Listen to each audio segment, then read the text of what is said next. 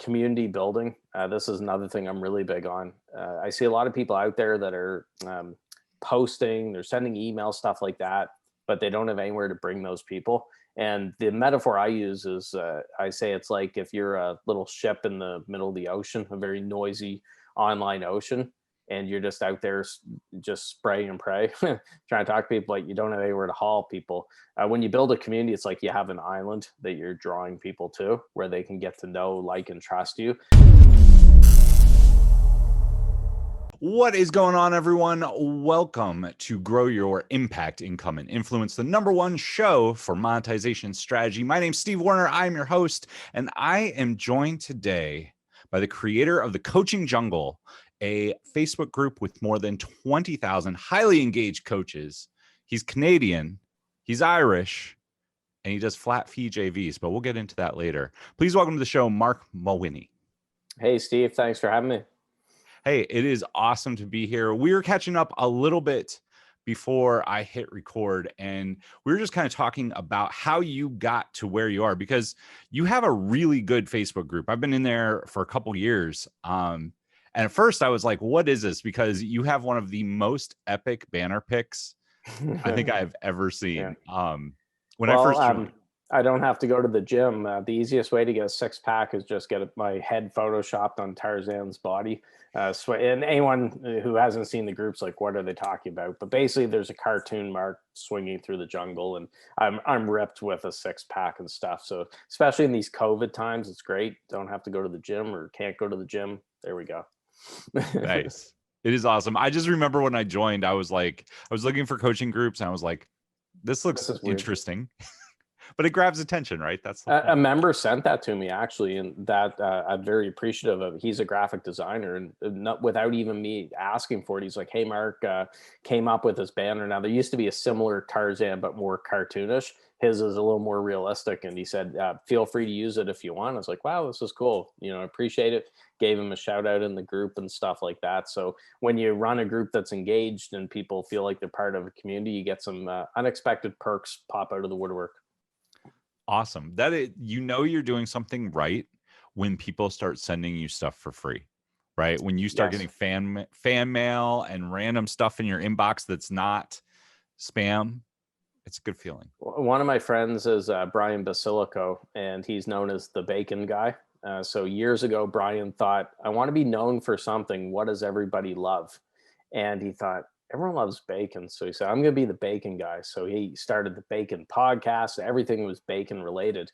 And he was telling me that people will send him bacon and just all sort of like bacon merchandise and everything. And I've been away in different cities before I came across a bacon store once when I was traveling, and send him a pic and put it on the wall. And everyone's doing that. Everyone loves bacon. So there's just a tip for people. Maybe you become known for something like that, and people will send you all sorts of good free stuff.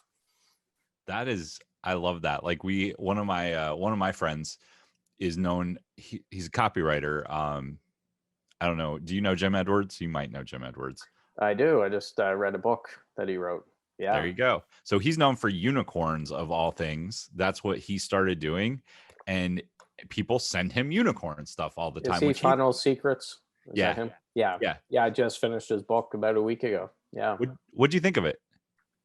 I liked it. I read his, and I don't know if he's any relation. Ray Edwards wrote a book as well on copywriting. So I read them both back to back. Jim was great, a good book. It flowed well. Be prepared to be sold on his drop funnels. Is that what it's called? Or copy funnels, sorry. Copy funnels. Yeah, I got a shout out for drop funnels. Yeah, but I mean, hey, that's probably smart. He snuck in copy funnels throughout, probably 154 mentions. But hey, that's probably a smart thing to do.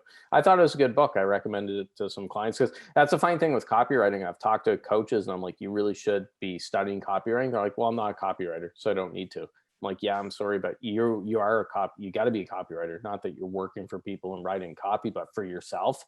I think any coach, any online entrepreneur should be studying copywriting.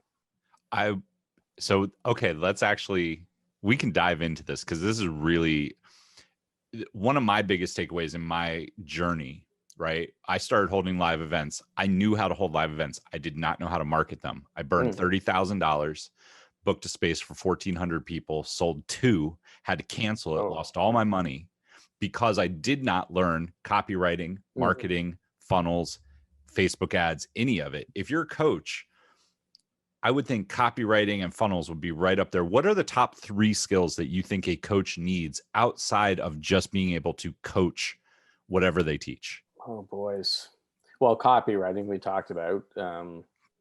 That would probably tie into, some people when they hear copywriting, they think of sales pages or direct marketing pieces, or think of some of the old time greats, right? And that could be even email marketing, right? With it. So I would say copywriting is probably a big thing. Community building. This is another thing I'm really big on.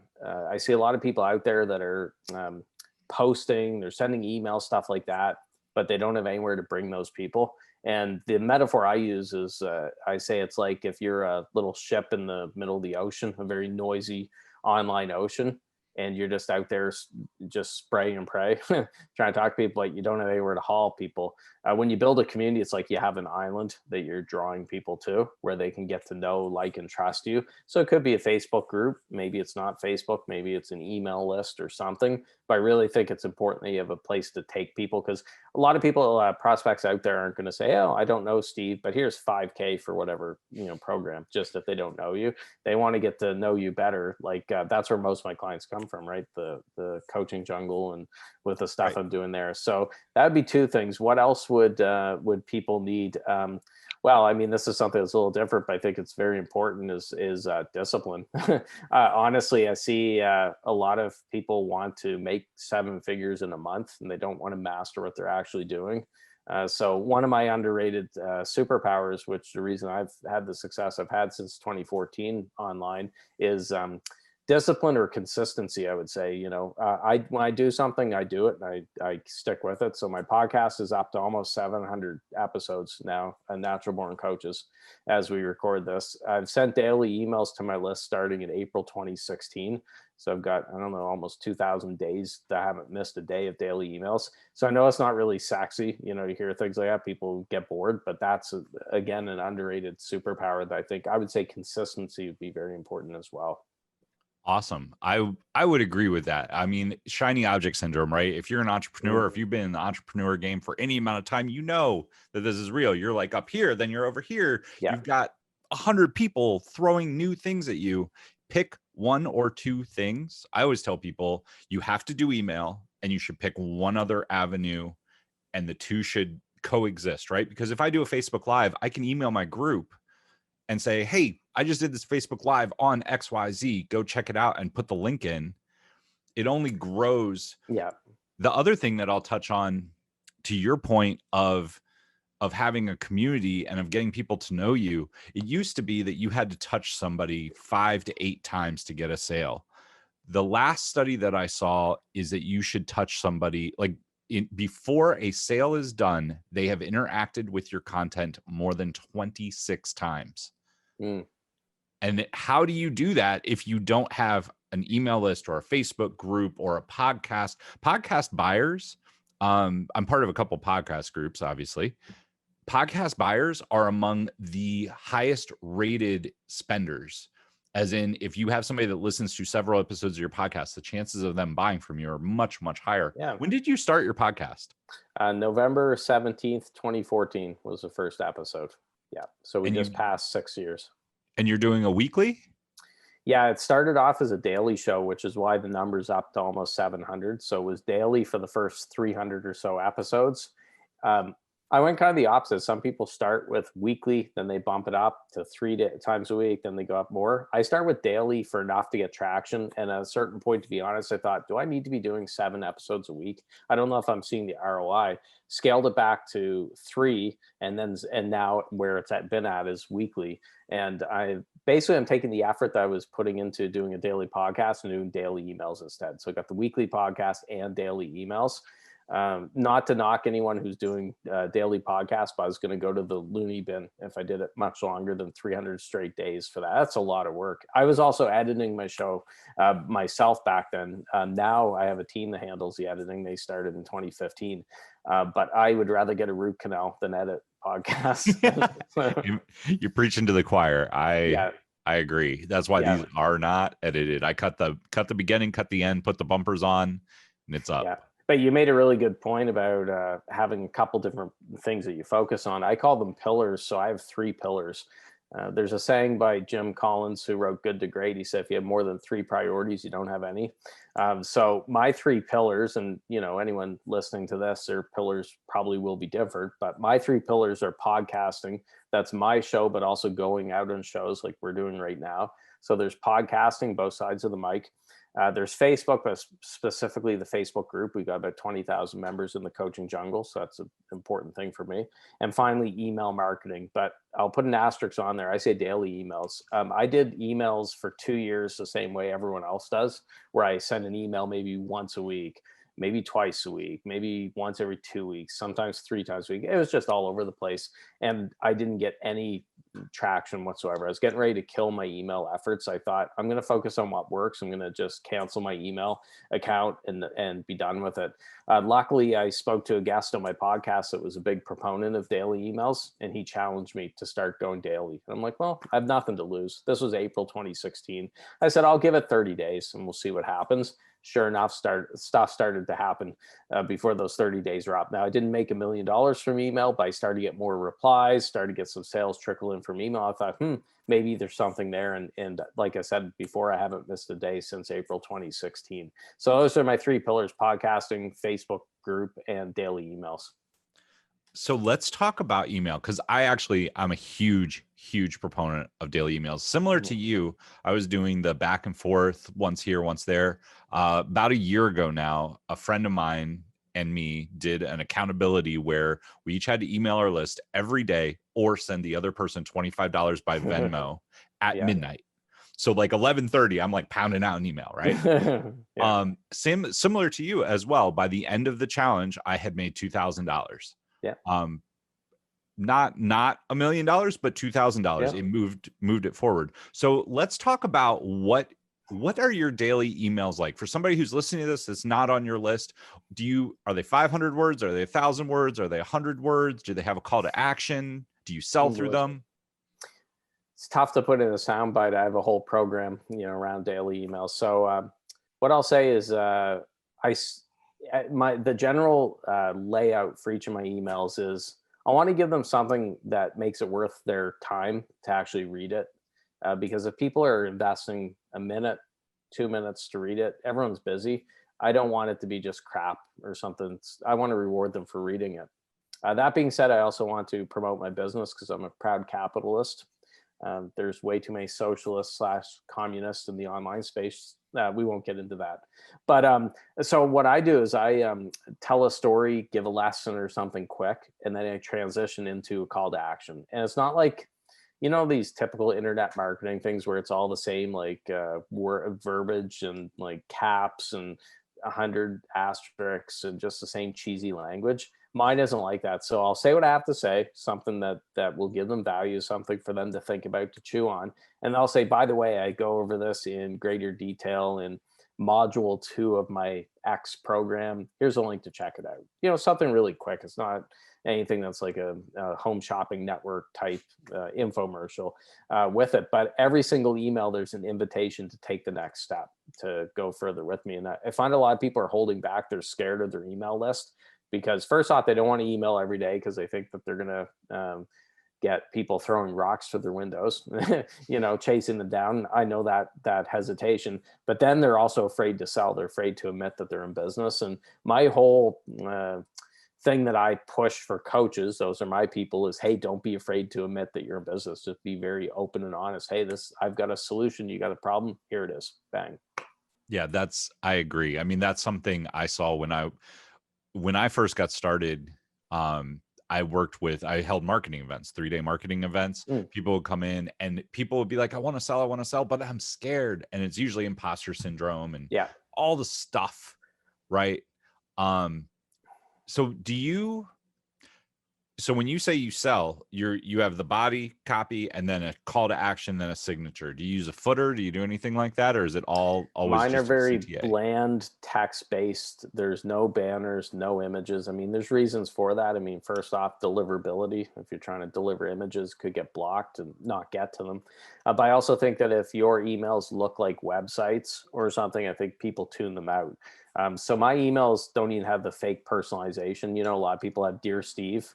Yeah. You know that I'm not emailing you directly, Steve, but a lot of people say that. And I'm allergic to any swipe copy. I'm allergic to any typical internet marketing stuff. I want to write those emails as if I'm talking like I am right now to you. So I've had people who know me quote in real life who say, Mark, your emails sound exactly like you sound in real life. And I'm like, of course, who would they sound like? But I know where they're coming from, because that was the other thing I did April 2016 when I switched to a daily frequency. I also said, screw it, I'm going to take the filter off, because I was holding back before and I was in that mushy middle, I call it, where I was just trying not to offend people. So now I'll have fun. I've offended people. A while back, I had someone, an animal rights person, messaged me quite upset because the topic was there's more than one way to skin a cat. I was talking about different ways to build an online coaching business. I think she thought I literally meant, hey, everyone go out and skin cats, you know? And I said, no, that's not what it is. But you can't be afraid to use a topic like that, because there's a nut bar 1,000 miles away that's going to take it the wrong way.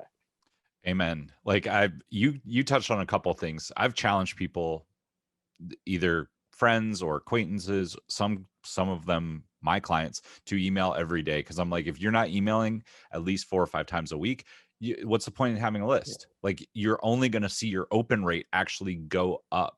I email 3 to 5 times a week right now. I've been thinking about getting back to dailies. We'll get to that in a second.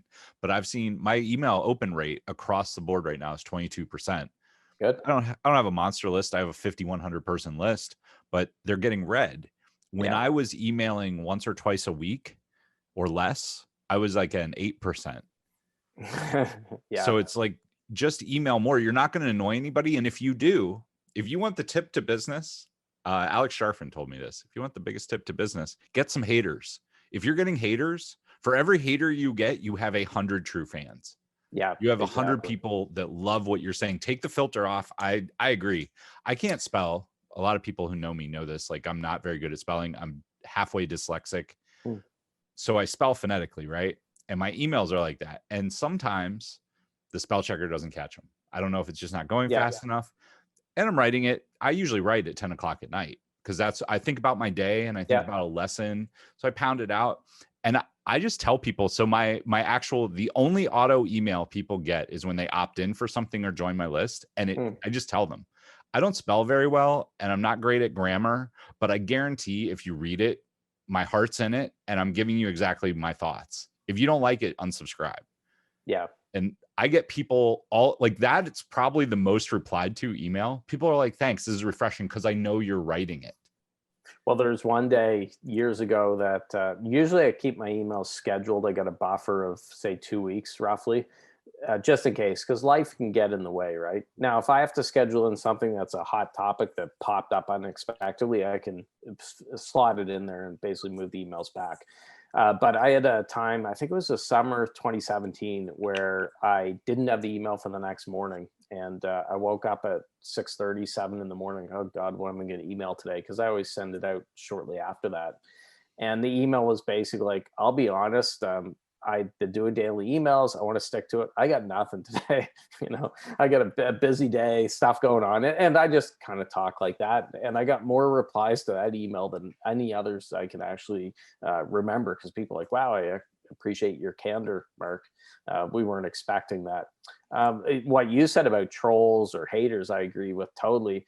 And the great thing about it, whenever you get a hater that's replying to your emails, you can take and turn that into content. It's content fodder for future stuff. So the next day email could be, if someone made fun of your spelling or something, Steve, next day email could be, hey, I got this from a fan, have fun with a fan yesterday who said, then you say it. And then, by the way, and then you spin it into something else.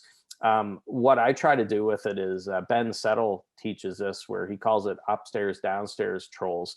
If someone's underneath you for their prestige or following or whatever, don't respond to them. If somebody's above you, you could then use that to turn into sales. And he gives the example. He went through a situation on Twitter where there's a washed up hip hop artist who was big many years ago, but isn't very popular now, but he still has like 1 million Twitter followers. And he was calling Ben a white supremacist for something. Ben, instead of running away from it, or he actually leaned into it. He decided to have a right supremacist sale, WRITE, because he's into email writing, copywriting and stuff. So he had a right supremacist sale, and he used his hater's name as a promo code. He made $30K in a weekend using it, because that was an upstairs troll compared to downstairs. Now, I ignored Ben's advice last week. Somebody trolled me that from what I could see, they weren't a very big name or whatever. And I actually did answer them, which made me feel better for about 10 seconds. I thought, I shouldn't have wasted the time to answer that person. They're nobody, should just ignored it. But yeah, definitely you can use it as content fodder. That's perfect. I mean, I've responded to some.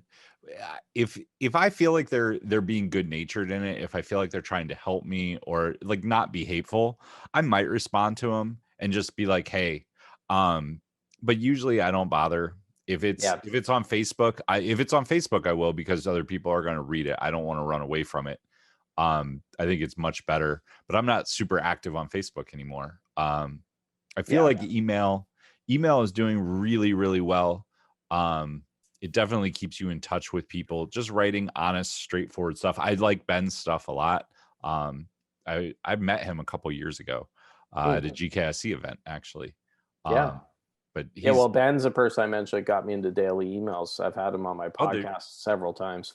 And it was luckily I was talking to him right around the time I was ready to quit emails.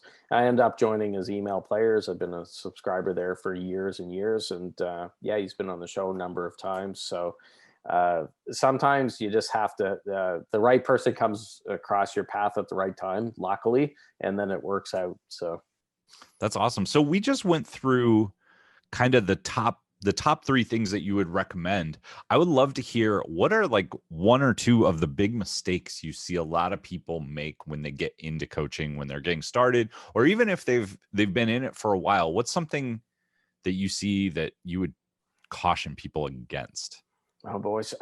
It's funny. I'm actually working on an upcoming issue of my print newsletter, Secret Coach Club, and it's a negativity issue, but one of the big sections is around pet peeves in the coaching industry. So I'm trying to narrow it down into just a few out of those 20 or so that I mentioned. Boys. Well, I gotta be honest. One of the things that bugs me is brain pickers. So I'm doing something about it in 2021. So stay tuned. But not saying all brain pickers are bad people, by the way, and I probably did my share of brain picking requests back when I started. But I think that it's very dangerous for the health of your business if you allow your brain to be picked. And the problem I have in the coaching world is everybody is so mushy, kumbaya, everyone hold hands and dance around in a circle, love each other, that they're afraid to say, no, I can't do it. So anyone who approaches them, any Tom, Dick, or Harry, that says, hey, can I pick your brain, Steve? It's like, okay, sure, let's hop on a call. And then you're giving away all your time, your expertise, your advice for people who probably would have no intention of ever paying you. So I have no qualms about saying no to brain picking. I wasted hundreds of hours, my first year in the business on these brain picking calls. So that's one thing I think coaches are making a mistake with, is they feel like they have this sort of belief that, okay, well, I'll hop in the call and hopefully the person will come around. It'll be business for me. And it goes along with the customer is always right. No, the customer isn't always right. There are a lot of, idiots out there that you don't want to do business with. So don't worry about those. That would be one thing. And you touched on another, is the whole bright, shiny object. People will try something for a little bit. They hear that, oh, Facebook Live's the way to go. And then they do it for a couple of weeks. They don't get a bunch of clients and they're off to the next thing. And I see it with podcasting too. People think podcasting's that magic money tree in their backyard. They'll plant it, and then they look out tomorrow morning, there's a bunch of money sprouting out. Doesn't work like that at all. So I wish that more coaches, online entrepreneurs, would stick to something and actually, you got to water it long enough to actually see the results coming from it. What would you think is long enough? Because I preach the same thing, but I have a I have a time period, but I want to hear what you think because you're Well, bare minimum 30 days, like we talked about daily emails. I don't know if there's an actual correct number for it. Now, that being said, sometimes there's something that you do long enough that it just isn't the right fit for you. You're not enjoying it. That's important. If you're not enjoying it, don't keep doing it. Good examples, I had an Alexa flash briefing for about a year called the Marc Mawhinney Minute. And they were short little 1 minute things. I did 350 episodes of this consistently every single day. One day I woke up and I thought, I'm really not enjoying this. What I was doing was I was taking Saturday afternoons once a month to batch record a whole bunch of these 1 minute things. And I just wasn't enjoying it, wasn't seeing the ROI that I would hope from it. But I also did it for a year. It wasn't like I did 5 or 6 of them and said, oh, okay, I'm done. I did 350 of them. I thought, no, I'm just going to let it go, and instantly felt better. That's how I know that if it's the right move. It's kind of like breaking up with an ex. If you feel like you're 100 pounds have been released from your shoulders the next day and you're skipping along and happy, it was probably the right move. I would agree with that. So I tell people, I'm like, the way I handle it, I have a shiny object board. I have 6 whiteboards in here that you can't see. But I take one of them and it's just literally like, if I have a shiny object, somebody tells me about something cool, or I think about something a lot, or I see an ad and I get into it, I write it on the board. At the end of the week, I go through the board and I'm like, okay, this makes sense. This doesn't. If it's on the board at the end of the month and I want to commit to it, I do 30-day goals and I do 90-day goals. I don't do past 90 days. I have a vision. It has to fit into one sentence. Right. It's going to change. I want, like, I'm going to Paris. Okay. I know where that is. Right. Then 90-day chunks. And it's like, okay, what can I do in 90 days? Same as you. I love the quote by Jim Collins. Like, if you're trying to do more than 3 things in 90 days, you're not going to get them done. So have a thing. But if you can't commit to it for 30 days, don't commit to it at all, because you're going to do it for a day or two. You're going to get excited about it. And then you're going to be like, ooh, I don't want to. And if you haven't, in my opinion, if you haven't thought about it for a week to like actually think through what's the long-term implications, is this a good fit? Is this something I'm going to like I have those conversations with myself in the shower a lot, or when I'm out running. Right. And if I'm like, okay, this is something I actually want to do, okay, then I'm going to commit for 30 days. Yeah. I have 2 criteria for things I do. First off, do I enjoy doing it? Because if I don't enjoy doing it, I'm not going to keep doing it. So that's one of them. The second one is, does it work? So for example, if my favorite thing in the world is opening up my window and screaming at passersby, they're walking by like, hire me, or whatever. That could be my favorite thing in the world to do. I could bounce out of bed, can't wait to do it every single morning. It's probably not going to give me much of an ROI, or I may join a new social media network that has 100 users. I may really love it. Well, if there's only 100 people on that platform, that's probably not the right thing to do. So have to enjoy it. Then obviously it has to work, but you have to give it enough time to see if it's going to work. And there's way too many people online. They're like, well, this is stupid. Podcasting doesn't work. I did 6 weekly episodes and and didn't get any clients, and they're the ones that are now in, what do they call it, podgatory, or pod fading, where the show is kind of alive but they haven't released a new episode in 2 years. So is it alive or dead? Who knows? Right. So talk to me. I want to switch gears just a little bit. When you got started, you talked about getting new clients, yelling out the window. When you got started, the landscape was a little bit different, but what did you do that actually got you into momentum? Because we've both seen a lot of coaches who they get on fire, right? I'm going to be a life coach. I'm going to change somebody's life. I'm going to help people up level, right? I love that conversation. Yeah. How did you start getting clients? Because I think a lot of people struggle for like the first 6 months to a year. And then there comes a moment where they're either like, okay, screw this, I'm going back to XYZ, whatever it is, or I'm going to find a job, or they actually get some traction and start moving. What did you do that allowed you to find traction? Well, the big turning point for me was a podcast. So I started my coaching business was March 2014, and started the podcast near the end of that year.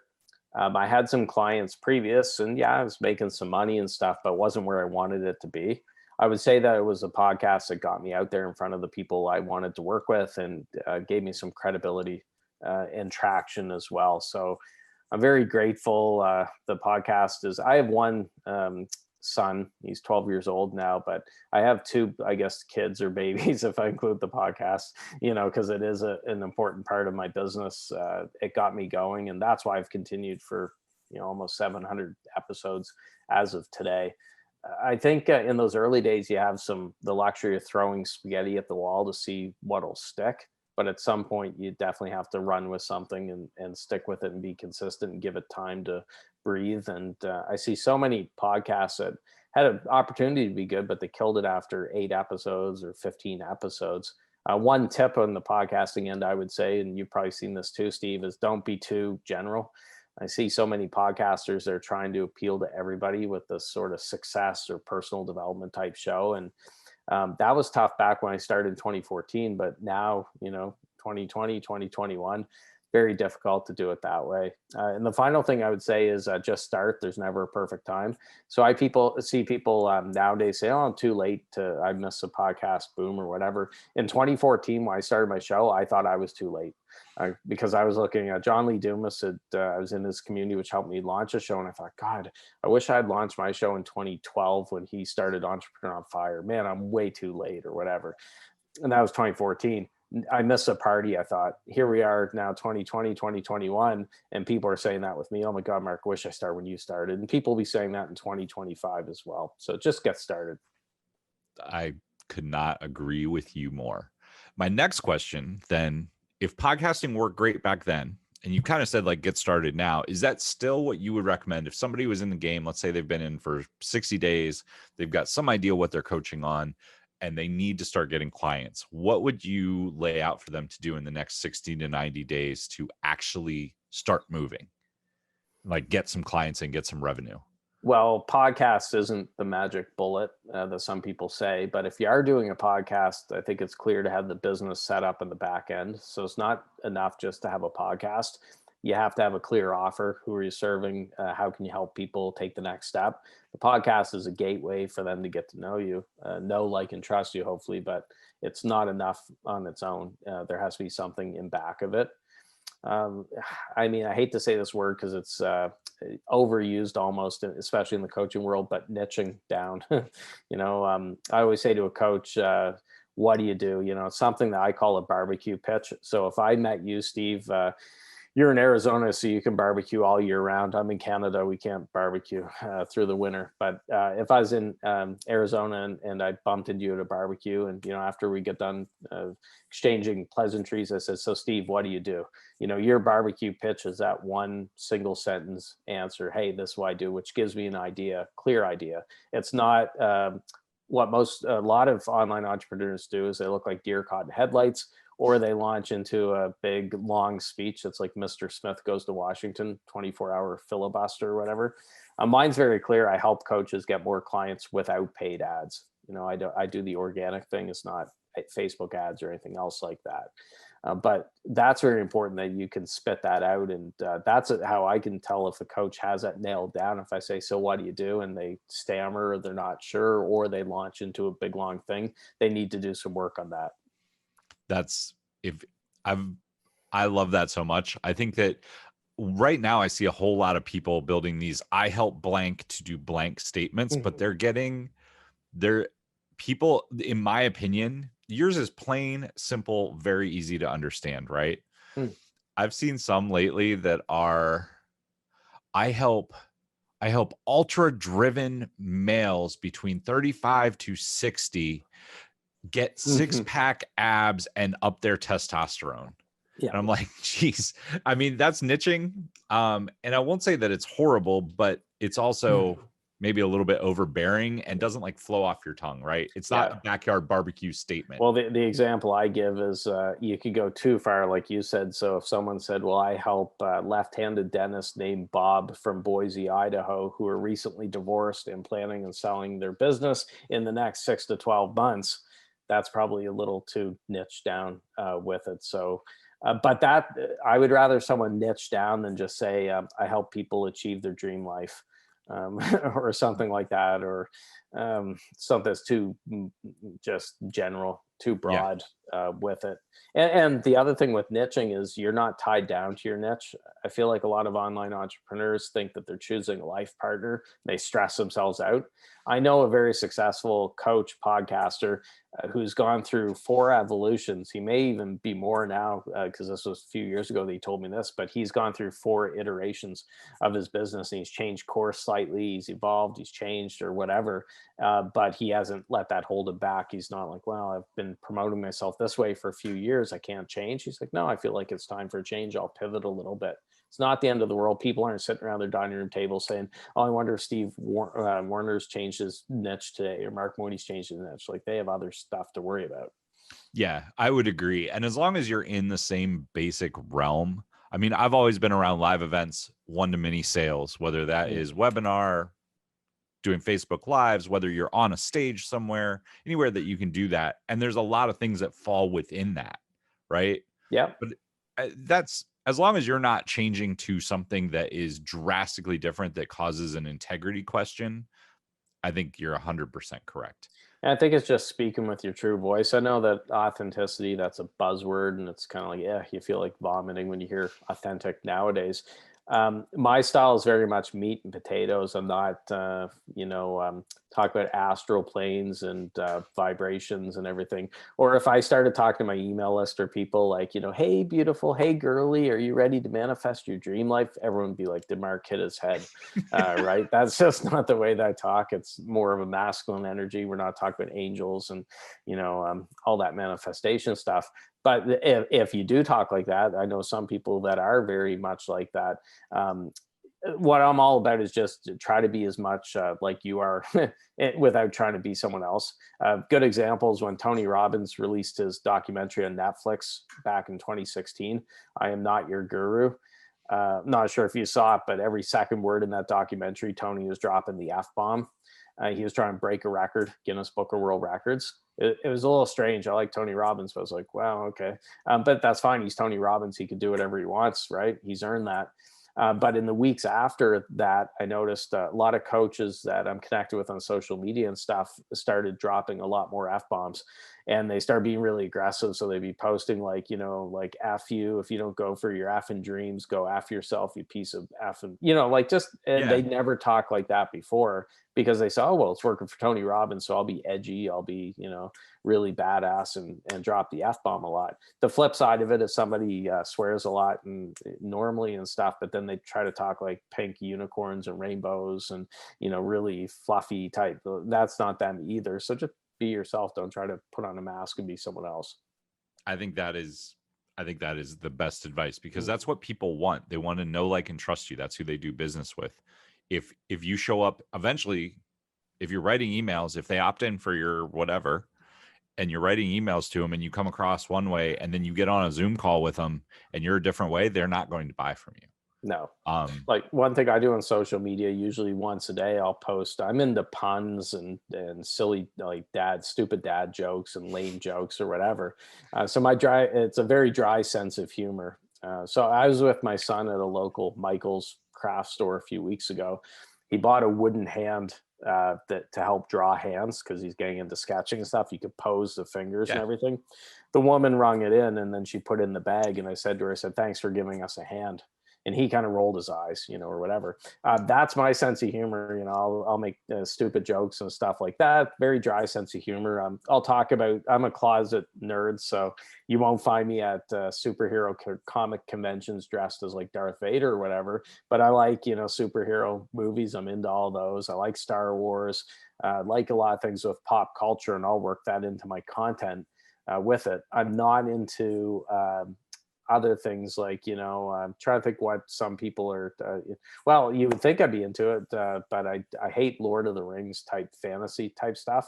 I'm not going to start talking about that a lot, because it's just not my thing. Or Harry Potter, stuff like that's not me. But just work in your interests, your hobbies, your likes, and it'll be a lot easier to create content that way. Nice. I would agree. I agree. And people will respect you for it, and you'll attract people that you actually like working with because they have the same interests you do. I want to talk a little bit about the flat fee JV. So If you don't know what a JV offer is yet, it's probably one of the fastest ways that you can grow your business effectively is to find one or two really good JV partners. But talk to me about the flat fee and how it works and why you switched to that, because this is really interesting to me. I know a lot of people that I think would be kind of scared of it, but I want to Yeah. hear your take. So, I mean, the usual joint venture in the online space is I approach you, Steve, and I say, hey, I have something I think would benefit your community. I'm selling it for $2,000, for example. How about you promote to your community and I'll pay you 25% or 50% of every sale, that comes from it. And I'm not saying that this can't work for some people. Some people do very well with it. Unfortunately, there are a lot of people online who are burnout, frustrated. They're just not getting, it's bad for both people, both you promoting the offer and me as well.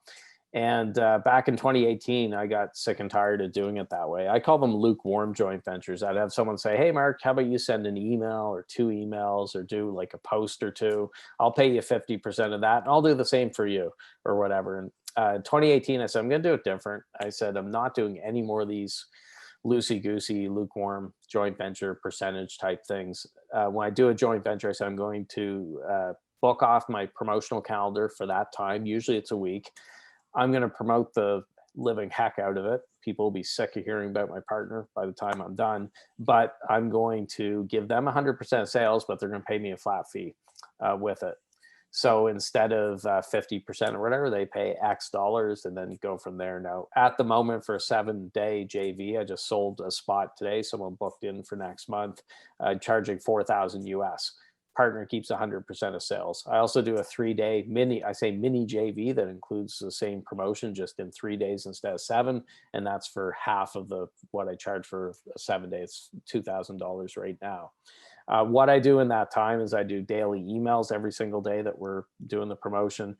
I do social media posts all over social media in the Facebook group, different parts of Facebook, LinkedIn, Twitter, Instagram, and so on. I do a bunch of Facebook Lives with my partner. Everything that we're doing is usually directing people to a live webinar with the partner that I'm there and I'm introducing them, I'm endorsing them, I'm there to help them with the Q&A. It's a team effort. So I'm not saying, hey, Steve, good luck in our webinar next week. Let me know how you make out. I'm actually there. And it's worked out really well. So here's the other advantage for doing a flat fee is you can set up a page laying out exactly what I just mentioned, your criteria and what you provide with it, that you send all people to before they book a call with you to talk about it. So I'm sure you run into this all the time, Steve. People reach out to you and they're very slick and sly, like, hey, Steve, came across your profile. I'd love to connect for a virtual coffee or Right. hear what you're up to or see if there's ways that we can help each other. But really, it's a disguised pitch to get you on board as an affiliate or a joint venture partner. This way you can say, hey, that's great. I'd love to hear more, but FYI, I do my partnerships differently than most. Go to this link and you can check it out.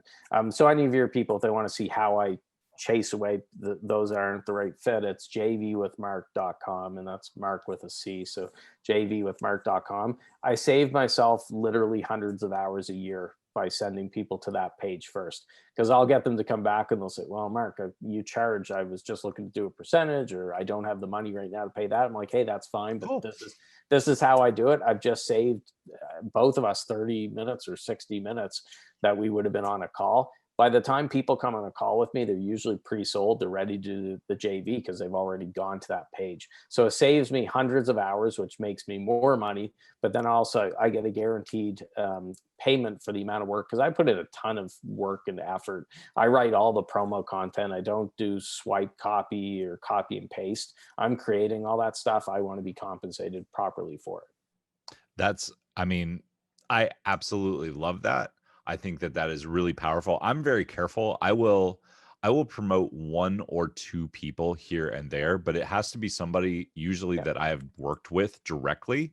Either I've bought and consumed their product, or I've worked with them and I know them. Somebody that just reaches out to me, it's very rare that I'm going to do anything.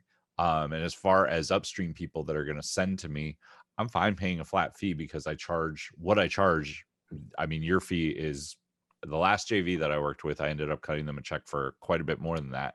Yep. But it works out all the way around, because nobody wants to work for free. Nobody wants to waste their time or put something together. I did that in the beginning.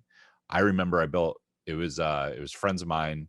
I built an entire funnel for them that I had like 45 hours in building Oh, multiple wow. funnels, a webinar, ads, like the whole thing.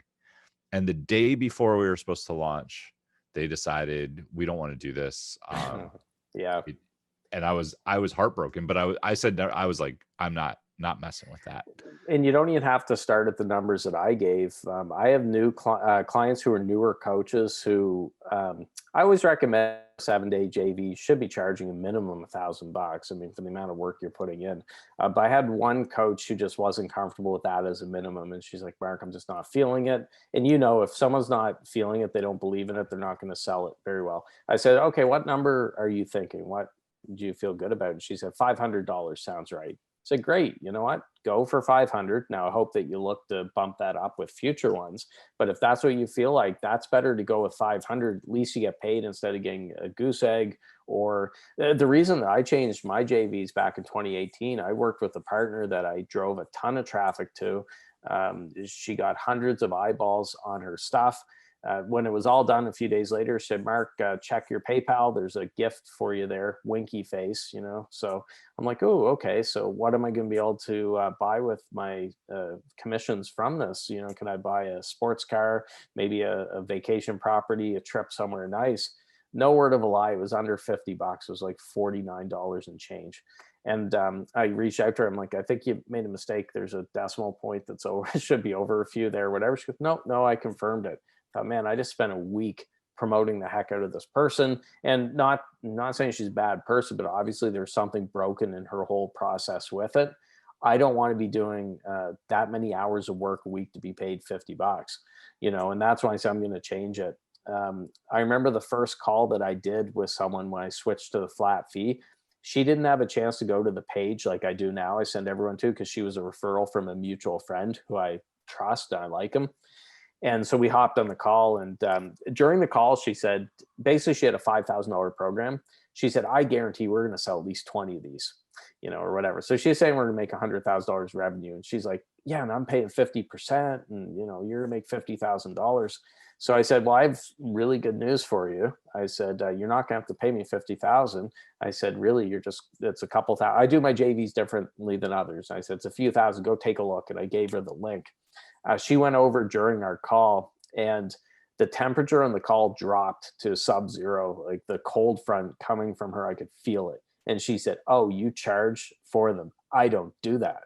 Now, at this point, I was humoring her, and I said, you guaranteed 100,000 in gross revenue. Why would you not want to pay a couple thousand instead of $50,000? Now, what was happening there. She was full of it, and she wasn't going to sell $100,000. She was just used to spewing that BS to everyone to try, because she has nothing to lose, getting a bunch of affiliates, JV partners, and she has nothing to lose with it. This way, they have to put skin in the game. But the call ended right away. I saved myself a bunch more time on that call. That's fine if she's not cool with it. No lost sleep there. But I've saved myself so many hours in the last few years by directing them to that page first. I like it. I think it saves everybody time, energy, money, and it gets you people who are serious about working with you that actually have a converting offer. That's the other thing. If you have a converting offer, it's a no-brainer to pay up front, because you know what you're going to make. I mean, if I ask you, what's the average number of people that you would drive to a webinar if they did a 3-day and a 7-day, I bet you have a ballpark figure. Know what and you're then gonna... you can work backwards and say, okay, does it work? What I think I like about it, and a lot of people appreciate, is it takes the ulterior motives and the disguised pitches and everything out of it, because people aren't used to it. Some people have said, oh my God, Mark, like they're surprised it's so candid. I'm saying, no, here's how I do it. Very much, if you're into it, let me know. If not, that's cool. People play so many games in the online space where they're trying to trick people onto calls with these virtual coffees and everything, and they waste so much time for everyone, by the way. I hate it. So I'm just all about, hey, put it out there, show what you have before you do the call, decide if you want to explore further by booking a call. If not, don't waste time. Yeah, it's super, super easy. The one of the things that I've done, going back to your earlier thing about pick your brain, I set aside 1 2-hour block per week. And I have, and it's 4 30-minute sessions. If those sessions are open, they can book it. If not, tough. Like that way because sometimes you're right. Most people want that to turn into a sale, and I'm very forward about it. I'm happy you can ask me a question or two, but at the end of the day, it says it right in the booking. I'm here to sell you something because you will get the most out of it if you pay me. Yeah. It's setting that precedent up front. And I feel like, to what you just said about veiled offers, people appreciate a straightforward offer. They know, hey, you know what? I'm happy to chat with you. If something comes out of it, great. If not, that's fine too. But I am here to sell you something because at the end of the day, that's how I get you results. I'm not going to work with you for free for 6 months. There's no way. Yeah, Right? exactly. Like, I'm not going to give you a course for free because you beg me. Yeah. When I was holding live events, I used to always, every time I would have somebody, well, can I come for free? I charged between $2,000 and $5,000, depending what I was doing at the event. I had some that, I guess I had some that were 500, but the expensive ones, people would always say, can I come for free? I gave 1 scholarship per event, and I had a form that they had to fill out. And I would send people to the form. 10 people would go to the form, 1, sometimes 2 would fill it out, take the time. I'm like, you really wanted to come for free, right? You couldn't take 15 minutes to fill out a form. Yeah. Well, I'll share a little tip to help with brain pickers. When they approach you and they want to pick your brain, ask them to go buy and read a book that you think that they should read. So it could be Think and Grow Rich, Napoleon Hill. One of my favorite books, which I've constantly recommended to clients and on podcasts and stuff, is Thick Face, Black Heart by Chin-Ning Chu. Not a lot of people have heard of that book. So say if I didn't know you and you were, some Tom, Dick, or Harry, Steve, you'd approach me and say, hey, Steve, look, before we hop on a call, I want you to read a book. I think it's really going to help you with what you just asked. And it's called Thick Face, Black Heart, Chin-Ning Chu. Buy it off Amazon, give it a read, and reach out to me next week. Let me know what you took from that book. I can't recall anyone who's actually got back to me when I say that, which is fine. If they're not willing to, they don't have to go to the bookstore. They could click a couple buttons on Amazon, gets delivered right to their door. They're just gonna have to put the effort in to read it. But most people don't. Well, why would I read a book? I don't want to read a book. I just want to be able to get a free advice and benefit from his expertise, not pay him a penny. So there's a good way to chase away the brain pickers. Now, if someone does get back to you and they say, hey, Mark, I read that book. Here's what I really took from it or whatever. I might say, well, gee, this person's motivated. They bought a book, they read it. I think I want to hop on a call with this person, but it's a hurdle that you're making them jump over first before they get your valuable time. And that goes to a problem that I think all entrepreneurs have, one or a lot of them have, is they don't value their time. They think, well, I'm not doing anything anyway, or it could turn into business and I got to be nice and help people. So I'll hop on a call, or even worse, I'll drive to Starbucks if it's a local brain picker, spend a couple hours between find parking and do all the chat with the coffee. Just such a waste of time. I hate to see it. And so brain picking, I'm not a fan of, and I hope entrepreneurs bat away brain pickers ruthlessly. Amen. Preaching to the choir. The last thing that I will talk about, because you say a lot of your JV partners drive to webinars. That's what I teach people, is how to give an exciting webinar. And a webinar doesn't have to be 90 minutes, 40 minutes. It doesn't have to follow a framework. But I would love to hear, because you've probably seen a lot of webinars. You've probably done a lot of them now. What do you think people can do to make them better? Because it is the main sales tool at this point, other than a Zoom call. God, oh, boys. How much time do we have left? Well, get away from the, I mean, you know this, Steve, for where you teach it. There's so many of them that are just with the I say phony or embellished rags to riches story at the beginning. They grew up living in a dumpster, eating rats, drinking sewer water, and now they're making 7 figures every month, no problem. And they're going to teach you how to do the same. That would be one thing. We don't need an hour-long bio with your rags to riches type thing. I know you're establishing credibility. It's really annoying when I see people read which I've seen lots of times, just reading the slide deck. It's like, yeah, I can read. I'm all about the little more informal, like chatting and just not the salesy type fluff and filler. you're never going to be able to give everything that people need in a 1 hour webinar, but at least give them something that if they don't buy at the end, that they at least got something that they're being compensated for their time. One of my best webinars I did a while back, I called it an anti-webinar. And when I constructed, I did everything the exact opposite of the way a webinar would normally be. And I got the most positive feedback from that one. So I started right at the beginning, like, hey guys, spoiler alert, I'm going to be selling at the end of this. I'm a proud capitalist. I need to sell to keep the lights on. And you're going to get some good stuff during this, but I will be making a pitch at the end. I want to give you a heads up about it. Most people don't do that, right? They try to trick people in and then they transition to the pitch. People appreciate that honesty. So that was my anti-webinar, which I actually had more fun doing that than a canned, typical webinar.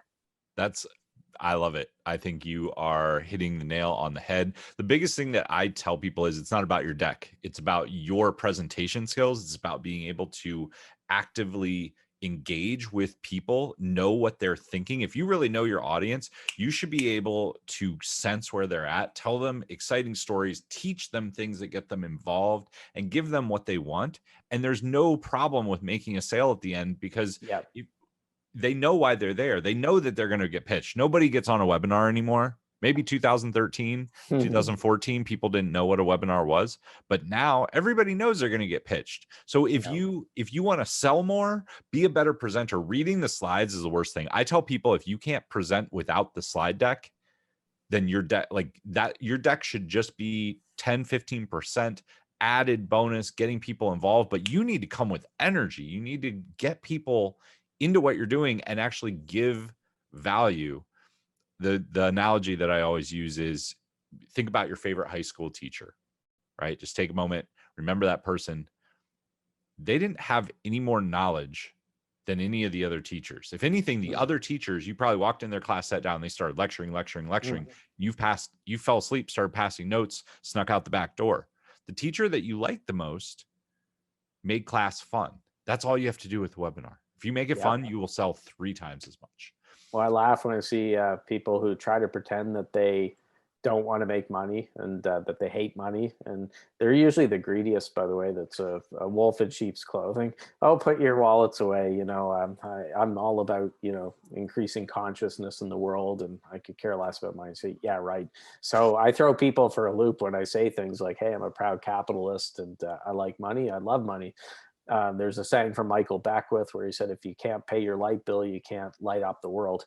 And I always remember that, it's not fun coaching or doing business if you're dealing with calls from bill collectors coming in as well. So don't be afraid to charge. Be loud and proud that you're here to make money, because you're going to be a better entrepreneur and you're going to help more people that way. That's a really good quote. I like that. Marc, you have been a phenomenal guest. You've given a wealth of knowledge and you've been super entertaining. I know you dropped the JV link, which that will be in the show notes as well. Where else can people go to learn more about you? Your podcast, your Facebook group, maybe your email list? Yeah. So naturalborncoaches.com. That's the podcast. We've covered pretty much any topic imaginable for coaches over the years. So naturalborncoaches.com. You can jump on my list that way. Spoiler alert, I do daily emails, as you know. The Facebook group is at thecoachingjungle.com, thecoachingjungle.com. I'm in there every day. There's lots of great people. It's not just the Marc show. There's lots of people who are sharing good stuff and answering questions and everything too. So that's thecoachingjungle.com. Awesome. Marc, thank you so much. To everybody who is listening, make sure you implement some of these. If nothing else, start emailing your list.